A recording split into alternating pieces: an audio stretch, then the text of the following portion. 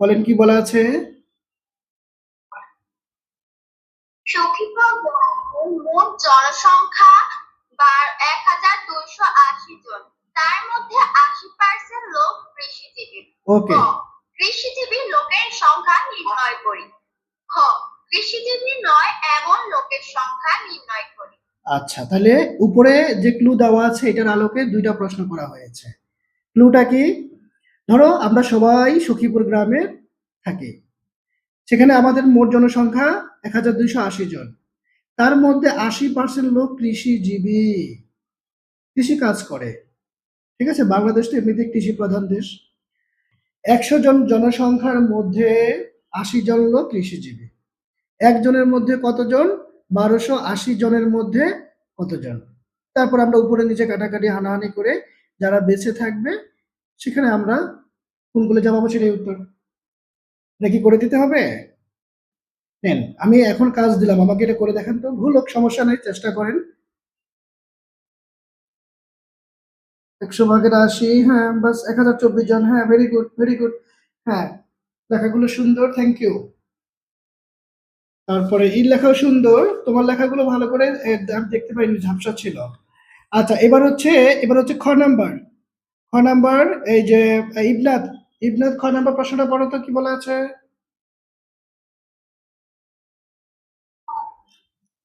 কৃষিজীবী নয় একের সংখ্যা নির্ণয় করি। ওকে, তাহলে আমাদের গ্রামে টোটাল জনসংখ্যা কতজন ছিল? ১২৮০। ওকে, তার মধ্যে সুনির্দিষ্টভাবে যারা কৃষি কাজ করে, ফার্মার, এদের সংখ্যা আমরা কত পেয়েছি? ১,০২৪। রাইট। তাহলে আমরা খ এর জন্য করব, প্রথমে লিখতে হবে ক নং হতে প্রাপ্ত বা পাই।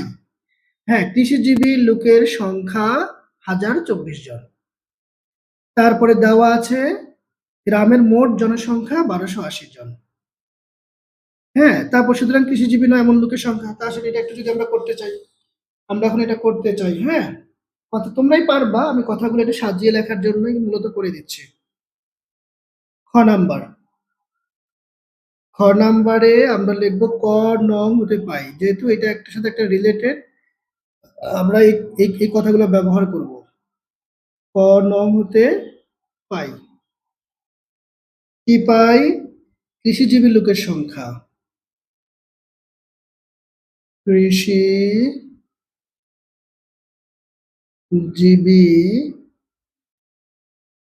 লোকের সংখ্যা।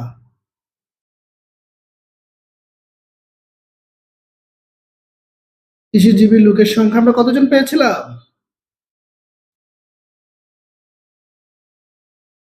১,০২৪। হ্যাঁ, ১,০২৪।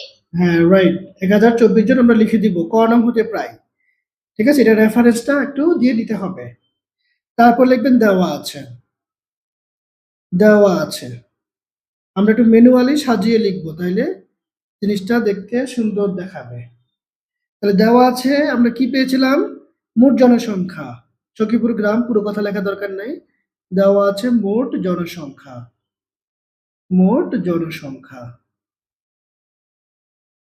মোট জনসংখ্যা তারা আমাদেরকে বলেছে ১,২৮০ জন। বাস, বাস। এবার যা জানতে চেয়েছে সেই কথাটা আমরা লিখে দিব সুতরাং দিয়ে। সুতরাং কৃষিজীবী নয় এমন লোকের সংখ্যা। তারা যা বলেছে সেইটা দেখে দেখে আমরা বসে দিব কৃষিজীবী নয়, কৃষিজীবী নয় এমন লোকের সংখ্যা, এমন লোকের সংখ্যা। সংখ্যা তাহলে আমাদের মোট জনসংখ্যা থেকে যারা ফার্মার ওদেরকে বিয়োগ করে দিলেই, হ্যাঁ, ওরা কৃষিজীবী নয়, ওরা ধরো হচ্ছে তোমার অন্য কিছু করে, চাকরি করে, এরকম ব্যাপার। তাহলে টোটাল ১২৮০ জনসংখ্যা এখান থেকে বাদ দিব, আমাদের যারা কৃষিজীবী রয়েছে তাদেরকে, তাদেরকে বাদ দিলে পরে আমরা কতজন পাবো? বিয়োগ করেন। শূন্য মানে হচ্ছে আমার ১০, ৪ চলে গেল, মানে ৬ হাতে ১, ২ আর ১ এ ৩, তাহলে ৮ থেকে ৩ যাওয়া মানে হচ্ছে ৫, হাতে থাকবে না ২। তাহলে এই যে ২৫৬ জন এরা হচ্ছে চাকরিজীবী। বিভিন্ন ধরনের চাকরি করে এরা। এরা কৃষিকাজ করে না। বাস এটাই আমাদের উত্তর, 256 জন। বিয়োগ ভুল করলাম না তো? 0 মানে 10, 4 চলে গেছে, 6 হাতে 1, 2 আর 1 3, 256 আসছে। 256 আসছে না? 256 না? ঠিক আছে, 256। হ্যাঁ, বাস বাস বাস। তাহলে দেখেন অঙ্কের মজাটা, তারা যা চেয়েছে সেই অনুযায়ী আমরা কাজ করে ফেলেছি। তাহলে এটা কি তোলা হয়ে গেছে সবার? ইবনাথ হয়েছে? জি স্যার। আচ্ছা, ওকে ওকে, থ্যাংক ইউ। এবার আমরা পরের প্রশ্নে চলে যাব। একটি বাগানের মোট 30টি গাছের মধ্যে 12টি ঔষধি গাছ আছে। ভালো কথা। তাহলে বাগানে শতকরা কতটি ঔষধি গাছ আছে? শতকরা। এখন 100টার মধ্যে ঔষধি গাছের সংখ্যা কত হবে? যদি 30টার মধ্যে 12টা ঔষধি গাছ থাকে। এইটা হচ্ছে ক্লু বের করার বিষয়, 100টার মধ্যে কয়টা ঔষধি গাছ থাকবে। স্যার আমি এটা পারি। হ্যাঁ, থ্যাংক ইউ, থ্যাংক ইউ। তাহলে আমরা অবশ্যই হচ্ছে ঐকিক নিয়মে করব, সংক্ষিপ্ত নিয়মটা আমরা এখন হচ্ছে অ্যাভয়েড করব। আমরা পুরো রুলসটা জানবো, শিখবো। তো ঐকিক নিয়মের ক্ষেত্রে আমরা প্রথম লাইনটা কি দিয়ে শুরু করব? 30টি গাছের মধ্যে ঔষধি গাছের সংখ্যা 12টি। রাইট রাইট, তাদের দেওয়া ক্লুটা দিয়ে আমরা স্টার্ট করব। তারপরে ঐকিক নিয়মের মাঝখানে লাইনটা 1 হয়, 1 দিয়ে আমরা তুলনা করব, কম হবে সাধারণত, কম কম মানে ভাগ। তারপরে সর্বশেষ তারা যা জানতে চেয়েছে সেই কথাটুকুকে হচ্ছে আমরা একদম লাস্ট লাইনে বসিয়ে দিব। যেটা বের করতে বলে ওই লাইনটা একবারে শেষে হয় 3 নাম্বার সিরিয়ালে। আর যেটা বের করব, যেই সংখ্যাটা ওটা ডানে হবে, ওটাকে ডানে রেখে তারপরে বের করার লাইনটা আমরা নিচে রেখে দিব। আসেন আসেন, তাহলে আমরা হচ্ছে 4 নাম্বারটা করে ফেলি। 4 নাম্বার প্রশ্নে তাহলে আমরা তাদের দেওয়া ক্লুটা দিয়ে স্টার্ট করব যে 30টি গাছের মধ্যে ঔষধি গাছ আছে। 30টি গাছের মধ্যে ঔষধি গাছ, ঔষধি গাছ সংক্ষেপে লিখবো আমরা 12টি।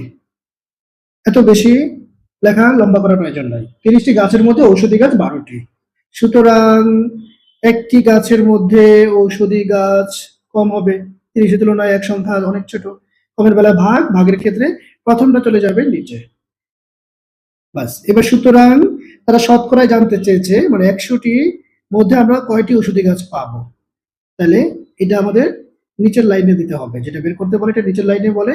তাহলে আগের গুলা যেভাবে আছে ওইভাবে, নো চেঞ্জ। এখন 100 যেহেতু একের তুলনায় বড়, তাহলে আমরা বেশি, বেশি মানে গুণ উপরে চলে যাবে।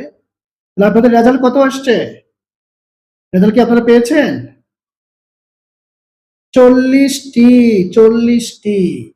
এখন সবচেয়ে ইম্পর্টেন্ট ব্যাপার হলো শতকরায় যদি কোনো কিছু বের করতে বলে আপনাকে অবশ্যই অবশ্যই কষ্ট করে এই যে উত্তরটা লিখে পার্সেন্টে হচ্ছে দেখাইতে হবে।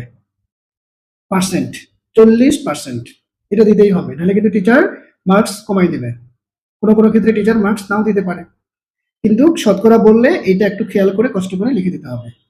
হ্যাঁ, 40%, 100টার মধ্যে 40টা গাছ হচ্ছে ঔষধি থাকবে, এই হচ্ছে ব্যাপার। তাহলে এই অঙ্কটা সহজ, শুধুমাত্র আমাদের মনে রাখার বিষয়, জানার বিষয় হলো এই যে 100 বললে আমরা উত্তরে পার্সেন্ট কথাটা উল্লেখ করে দিব, পার্সেন্ট সহ উত্তরটাকে লিখে দিব, বাস। আশা করি হয়ে গেছে, আশা করি হয়ে গেছে আপনাদের। বলা আছে কি ফুলকুড়ি গ্রামের গত বছর জনসংখ্যা ছিল 2800 জন, 1 বছর আগেকার ঘটনা। কিন্তু এ বছর মোট জনসংখ্যার 3% বৃদ্ধি পেলে বর্তমান জনসংখ্যা কত? আমরা ঠান্ডা মাথায় বুঝবো, মাথা গরম করার কোনো প্রয়োজন নাই। নর্মালি আমরা শিখেছি যত পার্সেন্ট বলবে 100 জনের মধ্যে তত। 3% বৃদ্ধি পেয়েছে, অর্থাৎ জনসংখ্যা যদি 100 জন থাকে তাহলে 3 জন বৃদ্ধি পেয়ে বর্তমান জনসংখ্যা হয়ে গেল 103 জন। পূর্বের জনসংখ্যা 100 জন থাকলে পরে বর্তমানে হয়ে যাবে 103 জন। 3% বৃদ্ধি, প্রতি 100 জনের মধ্যে 3 জন করে বেড়ে গিয়েছে, এটা হচ্ছে শর্ত। 100 জনের মধ্যে বৃদ্ধি পায় 3 জন, একজনের মধ্যে কতজন বৃদ্ধি পায়, আর 2800 জনের মধ্যে কতজন বৃদ্ধি পায়, এটা বের করতে পারলেই আমরা বুঝে ফেলবো যে মোট বর্তমান জনসংখ্যা কত হবে। তাহলে আমাদের প্রথম টার্গেট 3% বৃদ্ধিতে 2800 জনের মধ্যে কতজন বৃদ্ধি পায়। ওকে, এবার আসেন 3% বৃদ্ধি মানে কিন্তু আমরা বুঝে ফেলছি যে 100 জনে 3 জন বৃদ্ধি পায়। তাহলে এটা আমাদের হচ্ছে 6 নম্বর প্রশ্ন। তাহলে আমরা লিখবো যে 3% বৃদ্ধিতে 3% বৃদ্ধিতে দিয়ে কমা পূর্বের জনসংখ্যা, বুঝি নাই কি বলছেন? তার অঙ্ক শেষ। ও ওয়াও, এক্সেলেন্ট। কে শেষ করেছো? আচ্ছা, ঈশা আব্দুল্লাহ শেষ করেছো? হ্যাঁ, থ্যাংক ইউ ঈশা আব্দুল্লাহ। আচ্ছা আমরা দেখো এই যে এইভাবে করতে হবে, আবার শর্টকাটে করো না কিন্তু। আমি দেখতেছি, দাঁড়াও। 3% বৃদ্ধিতে আমরা আগে শেষ করি এটা। হ্যাঁ, ওকে, ভেরি গুড। পূর্বের জনসংখ্যা 100 জন হলে বর্তমান জনসংখ্যা, বা আমরা এভাবে লিখতে পারি যে 100 জনের মধ্যে বৃদ্ধি পায়। এভাবে লিখলে আরো সুন্দর, শর্টকাটে বেশি লেখা হলো না, এভাবেই লেখা বেস্ট হবে। 100 জনের মধ্যে বৃদ্ধি পায়, 100 জনের মধ্যে বৃদ্ধি পায়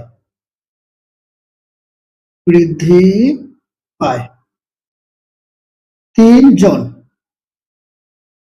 সুতরাং 1 জনের মধ্যে বৃদ্ধি পাবে কম জন, কম মানে ভাগ, প্রথমে একটা নিচে চলে যাবে।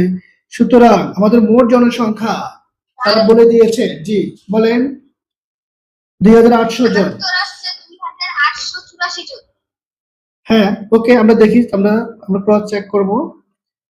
আমাকে শেষ করতে দাও একটু, তাইলে আমরা দেখবো যে আমাদের উত্তরটা একই রকম আসছে কিনা।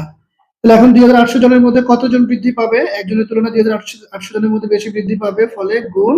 এখন কাটাকাটি করে উপরে আমরা পাচ্ছি 3 গুণন 28, 3 গুণন 28, তার মানে আমরা গুণ করলে পাবো 3 আর 24 এর 4 হাতে 2, 3 দুগুণা 6 আর 2 84 জন। দেখেন, যদি 100 জনে 3 জন বৃদ্ধি পায়, তাহলে টোটাল জনসংখ্যা কত বছর ছিল? 2800 জন। এই 2800 জনের জন্য জনসংখ্যা বেড়ে যাবে 84 জন। এখন বর্তমান জনসংখ্যা কত হবে? পূর্বে 2800 ছিল, আর বেড়েছে 84 জন। যোগ করলে বর্তমান জনসংখ্যা চলে আসবে। তাহলে আমরা সর্বশেষে লিখবো সুতরাং বর্তমান জনসংখ্যা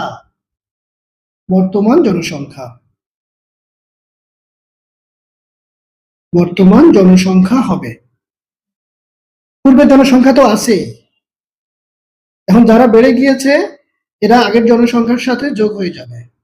আগে ছিল 2800 জন, নতুন করে বৃদ্ধি পেয়েছে 84 জন, 3% কন্ডিশনে। তাহলে আমরা টোটাল জনসংখ্যা পাবো কত? 4, 8, তারপরে দিকে 2, 8। আচ্ছা, এখন বলেন তো ঈশা আব্দুল্লাহ সাহেব, আপনার কি এটা আসছে 2884 জন? হ্যাঁ, থ্যাংক ইউ। এটাই হচ্ছে আমাদের বর্তমান জনসংখ্যা, তারা এটাই আমাদের কাছে জানতে চেয়েছে। বাস, দেখেন, খুবই মিষ্টি অঙ্ক। একটু ঠান্ডা মাথায় আমরা বুঝে করলেই অঙ্কগুলো আমাদের জন্য খুবই সহজ। আচ্ছা, এখন সবাই বুঝতে পেরেছেন? কারো কোথাও প্রশ্ন আছে? হ্যাঁ, ওকে, ইবনাত জাহান, থ্যাংক ইউ। আপনার তোলা হয়েছে? হ্যাঁ, ওয়াও, থ্যাংক ইউ।